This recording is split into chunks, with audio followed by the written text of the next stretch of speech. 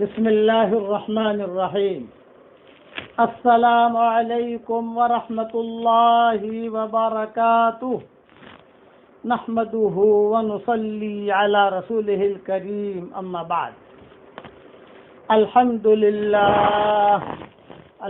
لله نحمده ونستعينه ونستغفره ونؤمن به ونتوكل عليه ونعوذ بالله من شرور أنفسنا ومن سيئات أعمالنا ونعوذ بالله من شرور أنفسنا ومن سيئات أعمالنا من يهده الله فلا مضل له ومن يضلله فلا هادي له ونشهد أن لا إله إلا الله وحده لا شريك له ونشهد أن سيدنا ومولانا محمدا عبده ورسوله صلى الله عليه وعلى آله وأصحابه وبارك وسلم تسليما كثيرا كثيرا.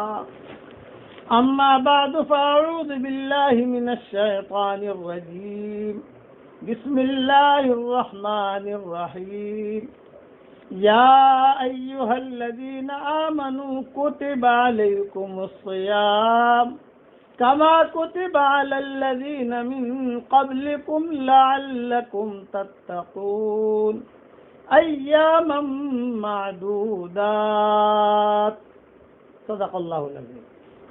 قابل احترام بھائی، دوست، بزرگ، مائیں، بہنیں، بیٹیاں، بہویں، سب سے پہلے تو اللہ کا شکر ادا کرے کہ اللہ تعالیٰ نے ہمیں رمضان تک پہنچا دیا. علماء نے لکھا ہے کہ انسان کی سعادت مندی کی علامت یہ ہے کہ اللہ اسے رمضان میں داخل کر دے. سلف صالحین کا معمول تھا، رمضان 6 مہینہ جب رہ جاتے تھے تو سلف صالحین دعا مانگنا شروع کر دیتے تھے، سلف صالحات دعا مانگنا شروع کر دیتی تھی کہ اللہ ہمیں رمضان کی برکتوں سے محروم مت فرمانا. رمضان کو قرآن سے بہت مناسبت ہے. تفصیل سے انشاءاللہ بیان تو روزانہ سیرت پر ہی ہوگا. گزشتہ سال جو میں نے سیرت کا مضمون جہاں پر چھوڑا تھا میں نے وہیں سے آگے انشاءاللہ مضمون بیان کرنا شروع کروں گا، حضور اکرم صلی اللہ علیہ وسلم کی سیرت. لیکن آج چونکہ پہلا دن ہے، تراویح پڑھ کے آئے ہیں، مائیں بہنیں بھی فارغ ہو گئی ہیں، تو مختصر میں عرض کر دوں کہ روزہ اور قرآن حشر کے میدان میں سفارش کریں گے. یہ 2 بڑی نیکیاں ہیں. روزہ اللہ کو بہت پسند ہے. ہاں، نماز کا بدلہ جنت، کہ قرآن پڑھنے کا بدلہ جنت، حج کرنے کا بدلہ کہ جنت، یہ کہ آپ تہجد پڑھو تو اس کا بدلہ کہ جنت. روزہ کا بدلہ جنت نہیں، روزہ کا بدلہ اللہ کہتے ہیں کہ میں خود ہوں، انا اجزی بھی، میں خود ہوں. اس لیے یہ روزہ کا روزانہ انشاءاللہ جو ہمارے سبق چلتے ہیں، آج رات سے یعنی کل سے روزے کی فضیلتوں پر انشاءاللہ پورا مہینہ اس کا مضمون چلے گا. اور ہمارے یہاں انشاءاللہ جو 10 بجے سے لے کر 11 بجے تک کا وقت دیا گیا ہے، اس میں انشاءاللہ کچھ باتیں سیرت کے میں بیان کر دوں گا، کچھ مفتی حذیفہ مسئلے بیان کر دیں گے، پھر انشاءاللہ دعا کریں گے. لیکن ایک بات میں سمجھانا چاہتا ہوں. 1977 میں جب ہمارا سفر ہوا یورپ کے ملکوں کا، اور 1.5 سال کا ہمارا سفر ہوا، تو اس وقت میں ہم فلسطین، بیت المقدس کے قرب و جوار میں، جارڈن، شام، ان علاقوں میں ہمارا سفر تھا.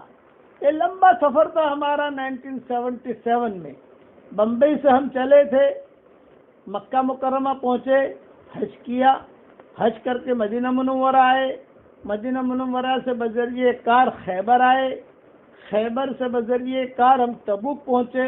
الحمدللہ تبوک سے پہلے مدائن صالح، معلّہ جو لیلا مجنون کا گاؤں ہے، وہاں ہوتے ہوئے تبوک سے ہم داخل ہوئے جارڈن سے داخل ہوئے ہم شام سے داخل ہوئے ترکی، ترکی سے داخل ہوئے بیلگراڈ، بیلگراڈ سے داخل ہوئے ہم یہاں یوگوسلاویا، یوگوسلاویا سے داخل ہوئے آسٹریا،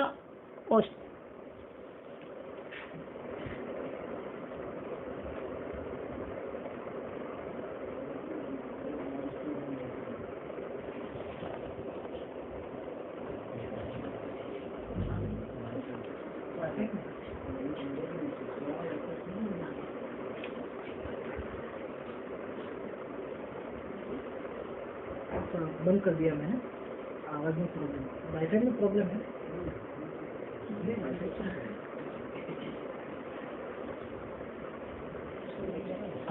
آپ کی ضرورت ہے بھائی.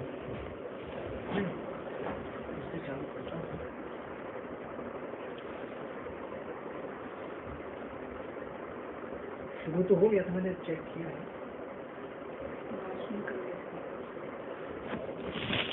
وائی فائی برابر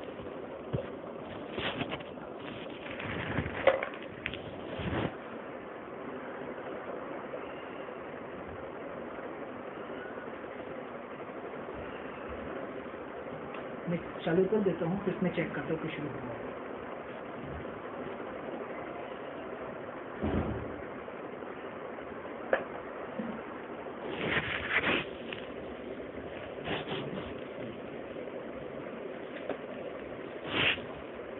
آپ نے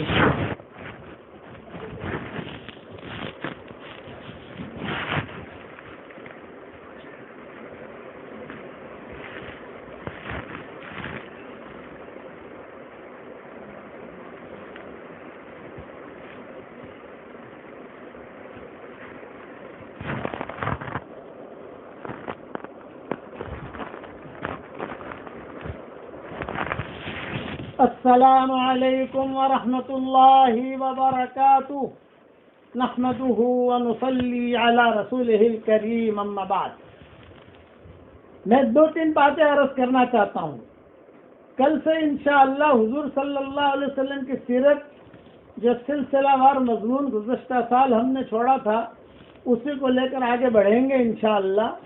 لیکن ایک بات یہ کرنا چاہتا ہوں کہ جب ہم 1.5 سال کے سفر میں تھے یورپ وغیرہ کے، تو وہاں مسجدوں میں علماء ایک بیان کرتے تھے جو اس وقت ہماری سمجھ میں نہیں آتا تھا. وہ کہتے تھے حجو قبل اللہ تحجو، حج کر لو اس سے پہلے کہ حج نہ کرنے دیے جاؤ. پورا ہمارا یہ سفر تھا. 1977 میں یہ سفر شروع ہوا بمبئی سے، 1977 میں، اور 1978 کے اخیر میں ختم ہوا یہ سفر. تو بمبئی سے ہم گئے مکہ مکرمہ، مکہ مکرمہ سے آئے مدینہ منورہ، مدینہ منورہ سے بذریعہ کار آئے خیبر، خیبر سے آئے مدائن صالح، مدائن صالح سے گئے معلی، جہاں آج کل بہت بڑا ایئرپورٹ بن رہا ہے، لیلا مجنون کا گاؤں.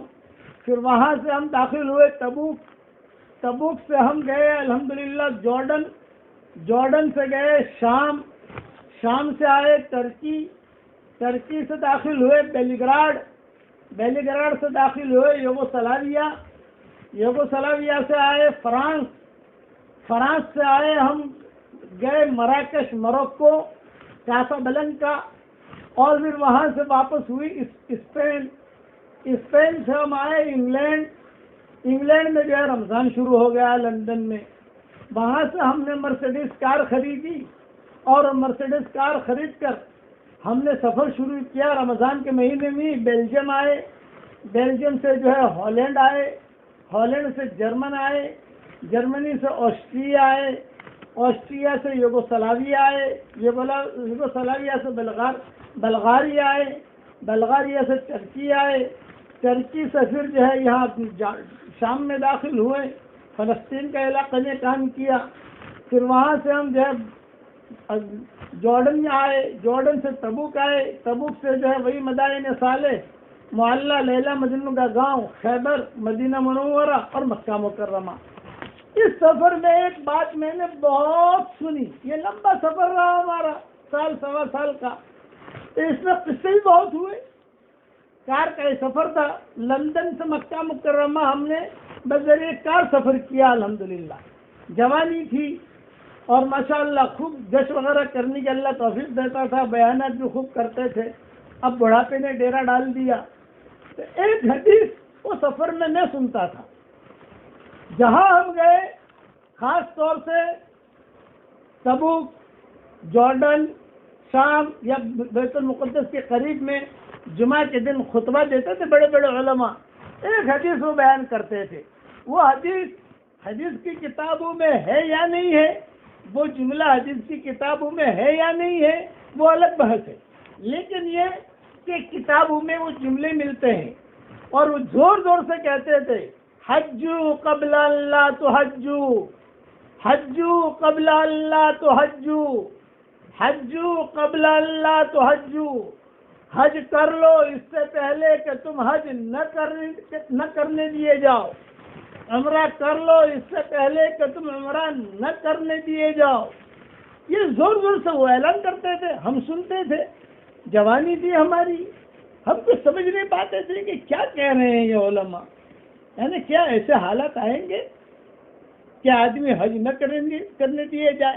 ماشاءاللہ بیت اللہ کا دروازہ کھلا ہوا ہے، مدینہ منورہ کا دروازہ کھلا ہوا ہے، لیکن وہ زور زور سے کہتے تھے. اب ہماری سمجھ میں آ گیا کہ حج کر لو اس سے پہلے کہ حج نہ کرنے دیے جاؤ. یہ حالات آ گئے. دیکھو عمرہ کر لو اس سے پہلے کہ عمرہ نہ کرنے دیے جاؤ. یہ حالات آ گئے. ہر آدمی چاہتا ہے کہ بیت اللہ جائے لیکن نہیں جا سکتا. چاہتا ہے عمرہ کرے رمضان کا لیکن نہیں کر سکتا. تو میں ایک بات اس سے آگے کی کہتا ہوں کہ قرآن پڑھ لو اس سے پہلے کہ قرآن نہ پڑھنے دیے جاؤ. روزے رکھ لو اس سے پہلے کہ ایسے حالات آئیں کہ روزہ نہ رکھنے دیے جاؤ. مسجدوں کی قدر کر لو، اللہ کے راستے کی نقل و حرکت کر لو اس سے پہلے کہ ایسے حالات آئیں کہ آدمی جو ہے مسجد میں جا نہیں سکتا. اب دیکھو مسجدوں کے دروازے بند ہو رہے ہیں، حالات آ رہے کہ آدمی جماعت میں نکلنا چاہتا ہے لیکن حالات ہے نہیں نکل سکتا. بیت اللہ جانا چاہتا ہے اور یہ چیزیں ہو گئی ہیں. اس لیے یاد ذہن میں رکھنا، کسی زمانے میں مسلمانوں پر ایسے حالات آئے ہیں کہ قرآن گھر میں آپ نہیں رکھ سکتے. یہ قانون تھا حکومتوں کا. قرآن آپ کے گھر میں ملے گا تو آپ مجرم ہیں، آپ کو جو ہے 2 سال کی سزا بھگتنی پڑے گی. یہ تو اللہ جزائے خیر دے. یہ رشیا وغیرہ میں ان لوگوں نے قرآن کی حفاظت کی اور ماشاء اللہ یعنی رات کے وقت میں قبریں کھود کر بچوں کو قبروں میں بٹھا کر قرآن یاد کرایا ہے. لوگوں نے آ کر ہمیں سنایا. روزہ رکھتے تھے وہ لوگ رمضان کے مہینے میں، لیکن لوگ آتے تھے اور صبح کے وقت میں آ کر کہتے تھے پانی پیو ہمارے سامنے پانی پیو ورنہ قتل کر دیں گے تم کو. پانی پیتے تھے، مجبور تھے. یہ دن تھے. اس لیے اللہ کا شکر ادا کرو ابھی کہ ابھی اللہ تعالیٰ نے روزے کے لیے اب دروازہ کھلا ہوا ہے. مسجدوں کے دروازے بند ہو رہے ہیں، ٹھیک ہے مجبوریاں ہیں، لیکن اللہ کا دروازہ بند نہیں ہے. اللہ کا دروازہ ہمیشہ کھلا ہوا ہے. اس لیے اس کی آدمی قدر کرے. اس مہینے میں خوب قدر کرو. میری ایک بات یاد رکھنا، کسی کا کوئی عذر قبول نہیں ہوگا. اللہ نے طاقت دی ہے تو آپ نفلیں پڑھو. نفل نہیں پڑھ سکتے تو اللہ کا ذکر کرو. اللہ کا ذکر نہیں کر سکتے لیٹے لیٹے سبحان اللہ پڑھو، لیٹے لیٹے الحمدللہ پڑھو. یہ بھی نہیں کر سکتے تو آپ جو ہے قرآن شریف کی تلاوت کرو. یہ بھی نہیں کر سکتے تو کم سے کم خاموش رہو. کم سے کم اپنی زبان کی جو ہے حفاظت کرو، غیبت مت کرو، جھوٹ مت بولو، اپنے خیالات کو اچھا رکھو. اپنے خیالات جتنے اونچے ہوں گے اور جتنے پاک صاف ہوں گے، میری نصیحت یاد رکھنا، مائیں بہنیں، ہمارے بھائی، ہماری بیٹیاں، ہمارے محترم، ہم جو سوچتے ہیں نا وہ سوچ بھی ریکارڈ ہوتی ہے اللہ کے یہاں. اللہ تعالیٰ تو وہ دیکھتا ہے کہ سوچ ریکارڈ ہو رہی ہے، کیا سوچ رہا ہے یہ آدمی، اس کے دل میں کیا خیال آ رہا ہے. اس لیے یہ رمضان کا مہینہ شروع ہو گیا. کتابوں میں لکھا ہے رمضان کا مہینہ جب شروع ہوتا تھا تو سلف صالحین کے یہاں عید ہوتی تھی. چراغا کرتے تھے گھر میں، کاش رمضان آ گیا، مہمان آ گیا، مہمان آ گیا، بہترین مہمان. اسی لیے حضور صلی اللہ علیہ وسلم نے فرمایا کہ جنت میں داخل کیا جائے گا جس کا ظاہر دکھائی دے گا، باطن بھی دکھائی دے گا. فرمایا لمن یا رسول اللہ، کس کے لیے ہے یہ؟ آپ نے فرمایا جو راتوں کو نماز پڑھے، جو لوگوں کو کھانا کھلائے، جو روزہ رکھے. صحابہ روتے تھے یہ حدیث کو سن کر. اس لیے یہ مہینہ آیا ہے اور اللہ نے ہمیں قرآن دیا ہے. قرآن یہ اللہ کا دسترخوان ہے. بہت اہم بات میں بتاتا ہوں کہ جتنے فرشتے ہیں وہ قرآن نہیں پڑھ سکتے. اکثر علماء نے اپنی کتابوں میں یہ چیزیں لکھی ہیں. صرف ایک فرشتہ حضرت جبریل وہ قرآن پڑھتا ہے، کیونکہ اس کو حضور کے پاس آنا پڑتا تھا جبریل علیہ السلام کو، اور حضور صلی اللہ علیہ وسلم کے پاس آ کر وہ جو ہے قرآن کا دور کرتے تھے. اللہ تعالیٰ نے یہ قرآن پڑھنے کی توفیق اللہ نے ہمیں دی ہے. جنات اور انسان یہ دونوں جو ہے قرآن پڑھیں گے. اسی لیے حدیث شریف میں آتا ہے کہ جب بندہ یا بندی قرآن پڑھنا شروع کرتے ہیں تو فرشتے بوسہ دیتے ہیں، اس کے منہ کو اپنے منہ سے لگا لیتے ہیں، اپنے قرآن اپنا اور اپنے پیٹ میں لیتے ہیں، کہتے ہیں اور پڑھ اور پڑھ اور پڑھ اور پڑھ، مزہ آ رہا ہے اور پڑھ. جب یہ قرآن تیار ہو رہا تھا، اللہ تعالیٰ قرآن شریف جو ہے اس کے اندر بھیجنے کی تیاری کر رہے تھے، تو فرشتے کہہ رہے تھے کہ توبہ توبہ لامت، بڑی خوش قسمت ہے وہ امت جن پر یہ قرآن نازل کیا جائے گا. آج اللہ نے ہمیں قرآن دیا ہے. اللہ نے خود اپنے ہاتھ سے قرآن لکھا ہے. کتابوں میں لکھا ہے کہ ایک ایک حرف الف لام میم. الف یہ ہمالیہ پہاڑ سے بڑا، لام یہ ہمالیہ پہاڑ سے بڑا، میم یہ ہمالیہ پہاڑ سے بڑا. اللہ تعالیٰ نے یہ قرآن آسانی کے ساتھ ہمیں دے دیا.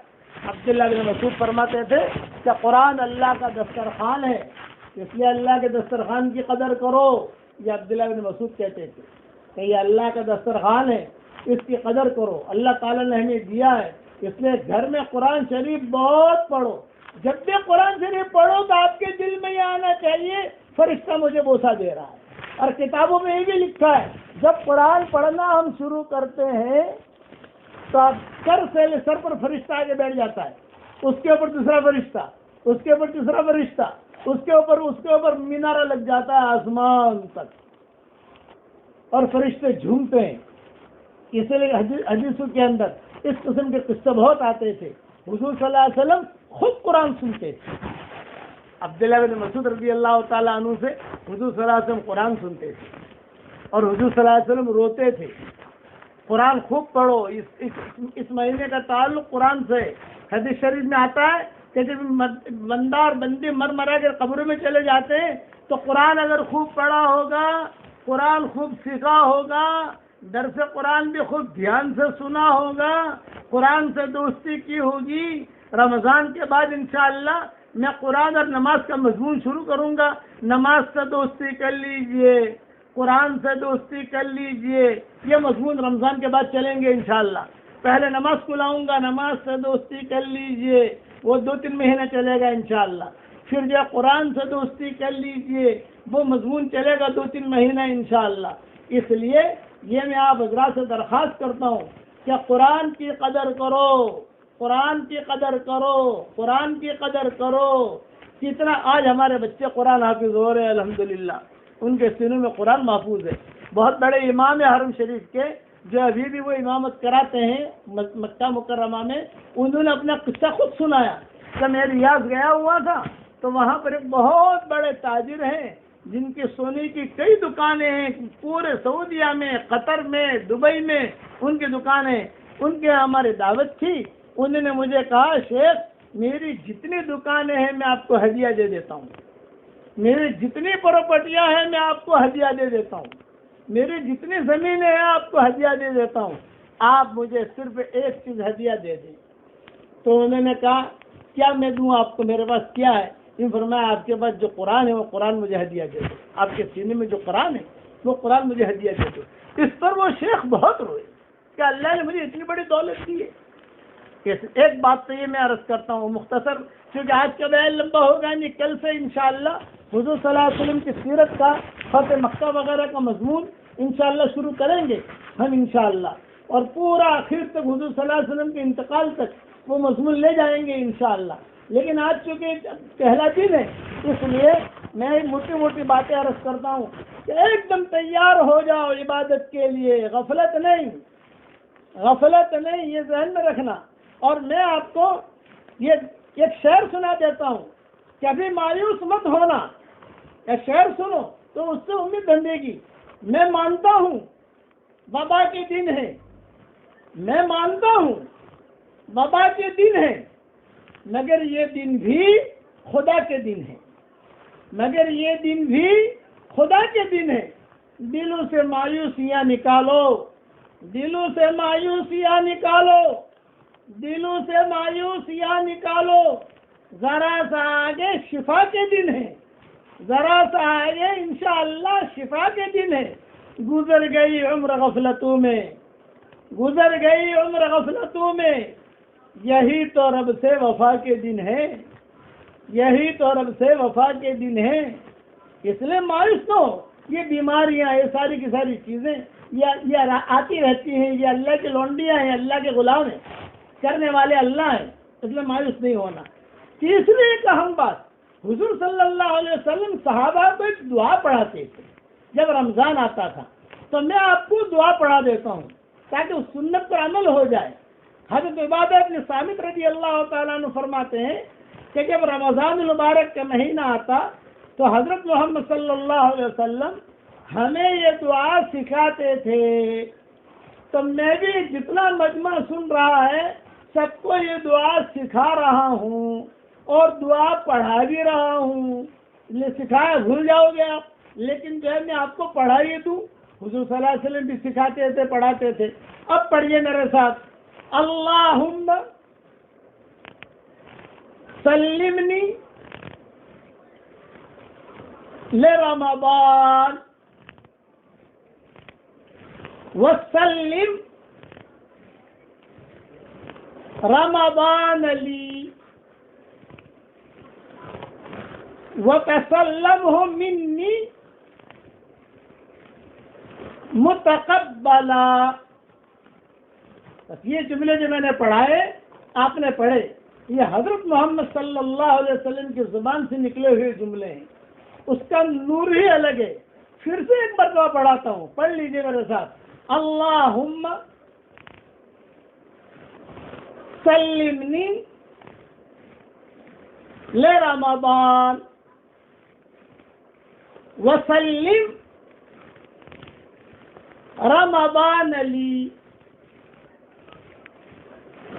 وتسلمه منی متقبلا. ترجمہ بھی پڑھ لو میرے ساتھ. اے میرے پیارے اللہ، مجھے رمضان کے لیے سلامتی عطا فرما اور رمضان کو میرے لیے سلامتی والا بنا اور اس مہینے کو میرے لیے قبولیت والا بنا. یہ میرا جو سبق چلتا ہے اس میں نے امیجز بنا کے بھیج دیا ہے. یہ دعا طبرانی میں ہے اور دوسری کئی کتابوں میں موجود ہے. دوسرا کہ آج جو ہے چونکہ چاند دیکھا گیا اس لیے میں چاند کی دعا بھی پڑھا دیتا ہوں. میرے ساتھ پڑھ لو. اللہم اہلہ علینا بالیمن والایمان والسلامت والاسلام ربی وربک اللہ. اور پڑھیے ہلال خیر و رشد، ہلال خیر و رشد، ہلال خیر و رشد. آمنت بالذی خلقت الحمد للہ الذی ذهب بشہر کذا وجاء بشہر کذا. ایک دعا اور آتی ہے، وہ بھی پڑھ لو. اللہم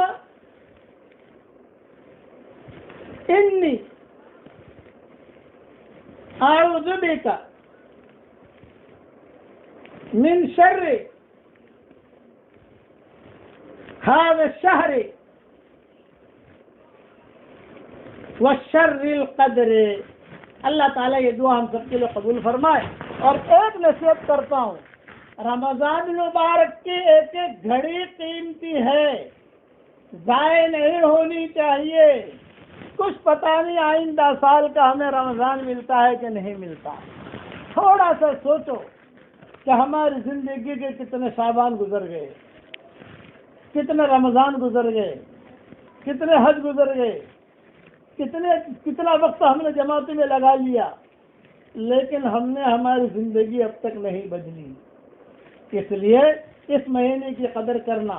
اور ایک خاص نصیحت ماؤں بہنوں بیٹیوں کے لیے وہ یہ کہ غروب سے آدھا گھنٹہ پہلے اپنا کچن بند کر دو محبتوں کے ساتھ. اس وقت میں کوئی کھانا پکانے کی ترتیب مت بنا. غروب سے آدھا گھنٹہ پہلے وہ وقت ٹاپ 1 وقت ہوتا ہے. ٹاپ 1 عبادت کی مشغولیت کا وقت ہوتا ہے. اس میں وہ تلن کا وقت نہیں ہے، وہ بریانی بنانے کا وقت نہیں ہے، وہ بھجے بنانے کا وقت نہیں ہے. بھجے ٹھنڈے کھا لیں گے تو ہر اس کی بات نہیں ہے. اس لیے اس کا خوب اہتمام کریں کہ اس وقت میں ہاں اگر کسی کی مجبوری ہے کہ ابھی ان کو جو ہے بھی اس کے بغیر چلتا نہیں ہے تو کوئی بات نہیں. اپنا بھجا بناتے بناتے دل میں دعا کرو. دل میں تو دعا کر سکتے ہو الحمدللہ. اللہ تعالیٰ دل کے دعاؤں کو تو زیادہ سنتا ہے. اس لیے اس مہینے کی خاص قدر کرو اور اپنے بچوں کو بھی قدر کراؤ. ایک روزہ بھی ہمارا چھوٹنا نہیں چاہیے. اب گرمی کے روزے آ رہے ہیں، ڈیوٹی ہے تو ڈیوٹی ہم چھوڑ سکتے ہیں، روزہ نہیں چھوڑ سکتے. اسی طریقے سے پیاس لگے گی اسے برداشت کر سکتے ہیں، روزہ نہیں چھوڑ سکتے. حضرت علی رضی اللہ تعالیٰ نے فرماتے تھے ایک فرض روزہ اگر چھوڑ دیا اور زندگی بھر بھی اس نے اگر روزے رکھے تو وہ فرض روزے کے برابر نہیں ہو سکتا، کیونکہ اللہ کا حکم ہے. اس کا خاص اہتمام کریں. اب مفتی صاحب کچھ جو ہے آپ کو مسائل بیان کر دیں گے، پھر میں دعا کر دوں گا انشاءاللہ.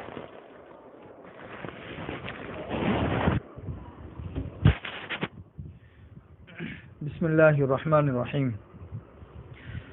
آج چونکہ رمضان کی پہلی رات ہے اس لیے روزوں سے متعلق کچھ باتیں آپ لوگوں کے سامنے بتا دوں. ویسے گزشتہ سالوں میں روزہ اور زکوٰۃ وغیرہ سے متعلق الحمدللہ کافی سارے مسائل میں نے بتائے ہیں، لیکن چونکہ پہلی رات ہے اس لیے روزوں سے متعلق کچھ باتیں بتا دوں. سب سے پہلی بات تو یہ ہے کہ روزہ جو ہے وہ فرض ہے ہر مسلمان عاقل اور بالغ پر، چاہے وہ مرد ہو یا عورت ہو، ہر ایک کے اوپر فرض ہے.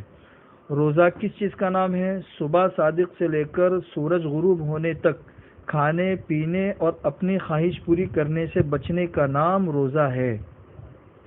روزے کی نیت جو ہے وہ رات سے کی جا سکتی ہے، صبح صادق سے پہلے بھی کر سکتے ہیں اور ضحوہ کبریٰ سے پہلے تک کر سکتے ہیں. یہ جو ضحوہ کبریٰ ہے یہ زوال سے تقریباً پونا 1 گھنٹہ پہلے کا وقت ہوتا ہے. اس سے پہلے تک نیت کی جا سکتی ہے، اس کے بعد پھر نیت کرنا درست نہیں ہے. روزوں کے سلسلے میں ایک اہم اور بنیادی اصول یہ دھیان میں رکھے کہ حدیث ہے کہ روزہ ٹوٹتا ہے ان چیزوں سے جو انسان کے جسم میں جاتی ہے. انسان کے جسم سے نکلنے والی چیزوں سے روزہ نہیں ٹوٹتا. جو چیزیں انسان کے جسم سے نکلتی ہے اس سے روزہ نہیں ٹوٹتا، جو انسان کے جسم میں جاتی ہے اس کی وجہ سے روزہ ٹوٹتا ہے. لہذا اگر روزے کی حالت میں بلڈ ٹیسٹ کے لیے کچھ خون وغیرہ نکالا گیا، خون ٹیسٹ کے لیے، تو چونکہ انسان کے جسم سے یہ چیز نکلی ہے اس لیے اس سے روزہ نہیں ٹوٹتا ہے. البتہ جو چیزیں انسان کے جسم میں جاتی ہے اس کی وجہ سے روزہ ٹوٹتا ہے. اب انسان کے جسم میں جانے کے لیے مختلف اعضاء ہیں. مثلا ایک عضو ہے کان کو لے لیجئے کہ کان کے اندر اگر دوائی ڈالی جائے تو دوائی ڈالنے سے روزہ ٹوٹتا ہے یا نہیں ٹوٹتا ہے؟ تو قدیم فقہ کی کتابوں کے اندر تو یہ لکھا ہوا ہے کہ اس کی وجہ سے روزہ ٹوٹ جاتا ہے، اس لیے کہ کان اور دماغ ان دونوں کے درمیان راستہ ہے. یہ قدیم کتب فقہ کے اندر لکھا ہوا ہے، لیکن جدید میڈیکل جو علاج ہے اس میں یہ بات سامنے آئی ہے کہ انسان کے کان کا جو سوراخ ہے یہ پردہ سماعت پر ختم ہو جاتا ہے، سننے کا جو پردہ ہے اس سے آگے دماغ تک یہ راستہ نہیں پہنچتا ہے۔ اس لیے اس وقت کے کچھ فقہائے کرام کے نزدیک اگر کسی شخص نے روزے کی حالت میں کان میں دوائی ڈالی تو اس سے روزہ نہیں ٹوٹے گا۔ بہرحال بہتر یہ ہے کہ روزے کی حالت میں نہ ڈالا جائے، پھر بھی اگر کسی نے ڈال دیا تو کچھ فقہا کے نزدیک اس کا روزہ نہیں ٹوٹے گا۔ دوسرا عضو ہے آنکھ۔ آنکھ میں روزے کی حالت میں دوائی بھی ڈالی جاتی ہے، سرما وغیرہ کا بھی استعمال کیا جاتا ہے، تو اس کی وجہ سے بھی روزہ نہیں ٹوٹتا ہے۔ حدیث کے اندر آتا ہے کہ حضور اکرم صلی اللہ علیہ وسلم نے روزے کی حالت میں سرمے کا استعمال کیا ہے، اس لیے آنکھ میں دوائی ڈالنے سے روزہ نہیں ٹوٹے گا۔ بہت سی مرتبہ لوگ یہ سوال کرتے ہیں کہ بھئی آنکھ میں ہم نے دوائی ڈالی، سرمے کا استعمال کیا، اس کا ٹیسٹ اور اس کا مزہ جو ہے نا وہ حلق میں محسوس ہوتا ہے، تو اس کا جواب یہ ہے کہ حلق میں آپ کو جو چیز محسوس ہوئی ہے وہ اس چیز کا صرف اثر ہے، وہ مکمل چیز نہیں ہے۔ جیسے اگر آپ نے آنکھ میں دوائی ڈالی تو وہ دوائی جو ہے نا اس کا اثر حلق کے اندر پہنچا ہے، وہ دوائی وہاں پہ نہیں پہنچی ہے، صرف اس کا ایک مزہ محسوس ہوا ہے، اس کی وجہ سے روزہ نہیں ٹوٹے گا، کیونکہ آنکھ کے ذریعے پیٹ تک جانے کا کوئی فطری راستہ نہیں ہے، فطری راستہ یا مسامات کے ذریعے وہ چیز گلے کے اندر آئی ہے۔ تیسری چیز ہے ناک۔ ناک کے ذریعے ناک کا براہ راست تعلق جو ہے نا وہ حلق سے، اسی وجہ سے آپ نے دیکھا ہوگا کہ جو بیمار منہ کے ذریعے کھانا نہیں کھا سکتے تو ہاسپٹل وغیرہ کے اندر ناک کے ذریعے ان کا کھانا پہنچایا جاتا ہے۔ مطلب یہ ہے کہ ناک کے راستے سے پیٹ کے اندر کھانا، پانی، لیکوڈ وغیرہ جا سکتا ہے، تو چونکہ یہ راستہ موجود ہے اس لیے ناک میں اگر کسی شخص نے دوائی ڈالی تو اس کی وجہ سے اس کا روزہ ٹوٹ جائے گا۔ البتہ اگر کسی شخص نے صرف کوئی خوشبو سونگھی ہے یا کوئی وکس وغیرہ ناک کے اندر ہلکے سے لگائی ہے تو اس کی وجہ سے روزہ نہیں ٹوٹے گا، اور اس کا اثر بھی جو حلق کے اندر جاتا ہے وہ صرف اثر جاتا ہے، وہ چیز حلق کے اندر نہیں پہنچتی ہے۔ چوتھی چیز ہے منہ۔ تو پیٹ کے اندر جانے کے لیے فطری راستہ یہ منہ ہی ہے، جس کے ذریعے کھانا، پانی وغیرہ یہ پیٹ کے اندر پہنچتا ہے۔ چنانچہ منہ کے ذریعے حلق اور پیٹ تک جانے کے لیے مختلف مراحل ہیں۔ سب سے پہلا مرحلہ یہ ہے کہ کسی شخص نے منہ سے کسی چیز کو چکھا اور وہ چیز حلق کے اندر نہیں پہنچی اور چکھ کر اس نے تھوک دیا، تو یہ چیز مکروہ ہے اس وجہ سے کہ اس کی وجہ سے روزہ ٹوٹنے کا اندیشہ ہے، لیکن اس کی وجہ سے روزہ نہیں ٹوٹے گا، اس لیے کہ کھانا اس کو نہیں کہتے ہیں، کھانا کہتے ہیں حلق کے ذریعے پیٹ میں کسی چیز کے پہنچنے کو کھانا کہتے ہیں۔ اگر چکھ کر کسی شخص نے تھوک دیا تو ظاہر سی بات ہے یہ کھانا شمار نہیں کیا جاتا ہے۔ روزے کی حالت میں کسی شخص نے ٹوتھ پیسٹ اس احتیاط کے ساتھ میں کیا کہ حلق کے اندر اس کے ذرہ بھی ذرات نہیں پہنچے، پھر بھی یہ مکروہ ہے، لیکن اس کی وجہ سے اس کا روزہ نہیں ٹوٹتا ہے۔ ایک درجہ۔ اس کا دوسرا مرحلہ یہ ہے کہ حلق تک کوئی چیز پہنچی، حلق تک، لیکن حلق تک جو چیز پہنچی ہے وہ اس چیز کے بہت ہی باریک اور معمولی ذرات ہیں، بہت ہی باریک اور معمولی ذرات ہیں، جیسے گرد و غبار ہے، اسی طریقے سے دھواں ہے، کسی جگہ سے جا رہے ہیں وہاں پہ دھونی چل رہی ہے اور ہمارے حلق کے اندر وہ دھواں پہنچ گیا، یا بہت تیز ہوا چلی اور گرد و غبار جو ہے وہ ہمارے حلق کے اندر پہنچ گیا، تو یہ اس چیز کے بہت ہی معمولی ذرات ہے۔ اگر یہ غیر اختیاری طور پر چلے جاتے ہیں تو اس کی وجہ سے روزہ نہیں ٹوٹے گا، اس لیے کہ ایک مجبوری کی شکل ہے، انسان اس کے روکنے کے اوپر قادر نہیں ہے۔ لیکن اگر کسی شخص نے اپنے قصد اور ارادے سے حلق اور حلق سے نیچے کسی چیز کو داخل کر دیا تو پھر اس کی وجہ سے اس کا روزہ ٹوٹ جائے گا۔ جیسے کسی شخص نے باقاعدہ قصد اور ارادے کے ذریعے دھونیلی عود کی، یا اسی طریقے سے بھاپ لی روزے کی حالت میں، یا جو دمہ کا مریض ہے اس نے انہیلر کا استعمال کیا، یا اسی کے حکم میں ہے بیڑی پی لی، اس نے سگریٹ پی لی، حقہ پی لیا، تو ان تمام چیزوں کی وجہ سے اس کا روزہ ٹوٹ جائے گا۔ بس فرق صرف اتنا ہے کے بیڑی سگریٹ اور حقے کے پینے کی وجہ سے روزے ٹوٹ جائے گا، اس روزے کی قضا بھی واجب ہے اور کفارہ بھی واجب ہے، اس لیے کہ ان چیزوں کے پینے سے انسان کو لذت محسوس ہوتی ہے، نفس کو تسکین بھی ملتی ہے، اور جو بھاپ لیا ہے یا انہیلر لیا ہے یا عود کی دھونی لی ہے اس کی وجہ سے جو روزہ ٹوٹے گا تو اس روزے کی صرف قضا واجب ہوگی، کفارہ واجب نہیں ہوگا۔ بدن کے اندر جانے والی جو چیزیں ہیں انہی میں سے ایک چیز انجیکشن بھی ہے، انجیکشن ہے، گلوکوز ہے، یہ بھی انسان کے جسم تک پہنچنے والی چیز ہے، لیکن یہ اس کے ذریعے جو انجیکشن کے ذریعے جو دوائیاں وغیرہ جاتی ہے یہ پیٹ کے اندر نہیں جاتی ہے، یہ رگوں کے اندر جاتی ہے اور مسامات کے اندر جاتی ہے۔ انسان کے پیٹ کے اندر چونکہ یہ چیز نہیں پہنچتی، اس کی وجہ سے روزہ نہیں ٹوٹے گا۔ اسی وجہ سے اگر کسی شخص نے روزے کی حالت میں کورونا ویکسین لی تو کورونا ویکسین کے لینے کی وجہ سے اس کا روزہ نہیں ٹوٹے گا۔ یہ کچھ مسائل تھے جو آپ لوگوں کے سامنے بیان کر دیے۔ پھر کل سے انشاءاللہ معاشی کچھ مسائل ہے، معاشرتی مسائل ہے، نکاح کے مسائل ہے، الگ الگ مسائل ہے، وہ روزانہ آپ لوگوں کے سامنے آتے رہیں گے۔ اللہ تعالیٰ ہمیں عمل کرنے کی توفیق نصیب فرمائے۔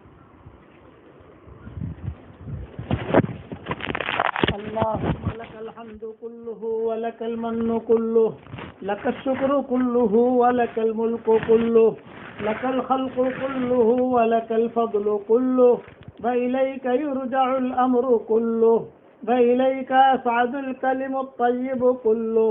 اللهم لك الحمد بالإسلام، لك الحمد بالإيمان، لك الحمد بالقرآن، لك الحمد حتى ترضى، لك الحمد إذا رضيت، لك الحمد بعد الرضا۔ اللهم آت نفوسنا تقواها وزكها أنت خير من زكاها۔ يا رب صل وسلم دائما أبدا على حبيبك خير الخلق كلهم۔ اللهم صل على سيدنا محمد بن عبد الله القائم بحق الله، ما ضاق أمر إلا فرجه الله۔ اللهم إنا نسألك الفوز في يوم القضاء ونزل الشهداء وعيش السعداء والنصر على الأعداء ومرافقة الأنبياء يا ذا المن والعطاء يا سميع الدعاء۔ اللهم سلمنا لرمضان وسلم رمضان لنا وسلمه لنا متقبلا۔ اللهم إنا نعوذ بك من زوال نعمتك وتحول عافيتك وفجاءة نقمتك ومن جميع سخطك برحمتك يا حنان يا منان۔ اللهم اعتق رقابنا من النار، اللهم اعتق رقابنا من النار، اللهم اعتق رقابنا من النار۔ اللهم إنك مليك مقتدر، ما تشاء من أمري يكون۔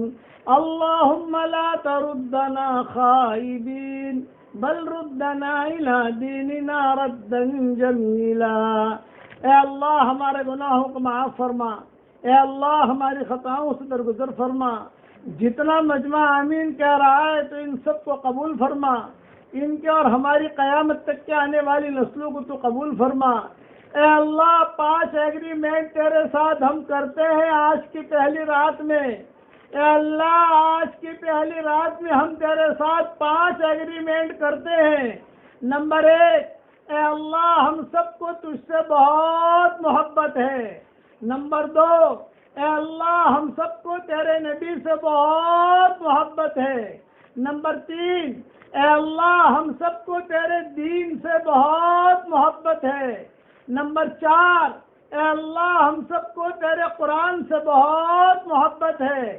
نمبر 5، اے اللہ تو ہم سب کو تیرے دین پر اخلاص کے ساتھ چلنے کی توفیق عطا فرما، اور اس ایگریمنٹ کو تو قبول فرما۔ اے اللہ اس رمضان کے آنے کو خیر فرما، یہ بہترین مہمان تو نے ہماری طرف بھیجا ہے۔ اے اللہ یہ بہترین مہمان ہے۔ رمضان المبارک کا مہینہ جب آتا ہے شیاطین قید کر دیے جاتے ہیں، جنت کے دروازے کھول دیے جاتے ہیں اور آپ بھی خوش ہوتے ہیں، آپ کے فرشتے بھی خوش ہوتے ہیں، یہ مہمان آیا ہے، اس کی قدر کرنے کی توفیق عطا فرما۔ گزشتہ سال اس وقت میں کئی ہمارے ساتھی، کئی رشتہ دار، کئی ہماری مائیں بہنیں موجود تھی، آج وہ اپنے اپنے قبر میں چلے گئے ہیں۔ یا اللہ، جو قبر میں چلے گئے انہیں پتہ چلتا ہے کہ رمضان کا چاند ہو گیا اور رمضان کا مہینہ آ گیا، تو تجھ سے دعا کرتے ہیں کہ اللہ 1 منٹ اس رمضان کی تو ہمیں بھی دے دے، لیکن اب وہ نہ قرآن پڑھ سکتے ہیں، اب نہ وہ روزہ رکھ سکتے ہیں، نہ اب سبحان اللہ کہہ سکتے ہیں، اس لیے وہ دروازہ ان کے لیے بند ہو گیا۔ آج تو نے ہمارے لیے یہ دروازہ کھولا ہے، اے اللہ تو ہمیں اس مہینے کی قدر کرنے کی توفیق عطا فرما۔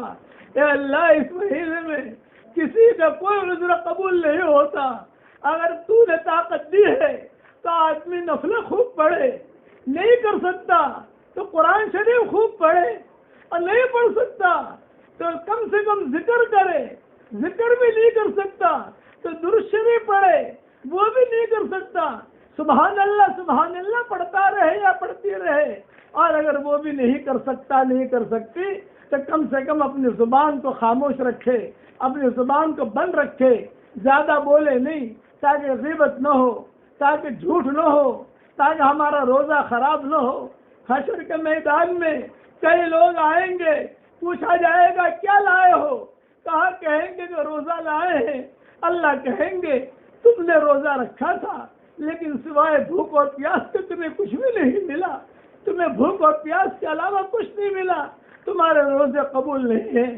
خوش قسمت ہے وہ قوم، خوش قسمت ہے وہ امت جس کے روزوں کو تو قبول کر لے، اور بدبخت ہے وہ امت، بدبخت ہے، شقی ہے وہ قوم کہ جن کے روزے تیرے یہاں قبول نہ ہو۔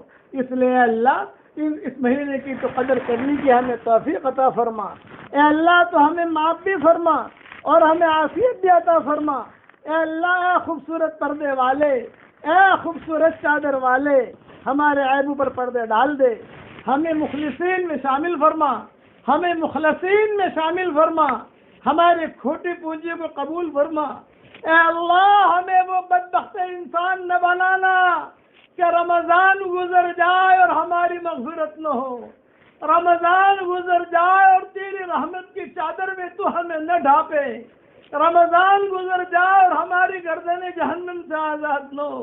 اے اللہ، تو ہمیں وہ بدبخت انسان مت بنانا، بلکہ ہمیں وہ نیک بخت انسان بنانا کہ رمضان کی پہلے ہی رات میں ہماری گردن جہنم سے آزاد ہو گئی ہو اور جنت الفردوس کے دروازوں پر ہمارے نام لکھ دیے گئے ہوں اور جہنم کے پیٹھوں کے اوپر سے ہمارے ناموں کو مٹا دیا گیا ہو، تو اس کی غیر سے صورت و شکل پیدا فرما۔ اے اللہ، جتنے مسلمان بھائی جیل میں محبوس ہیں ان کی رہائی کے فیصلے فرما۔ اے اللہ، یہ بیماری جو آئی ہے اس بیماری سے پوری انسانیت کی حفاظت فرما۔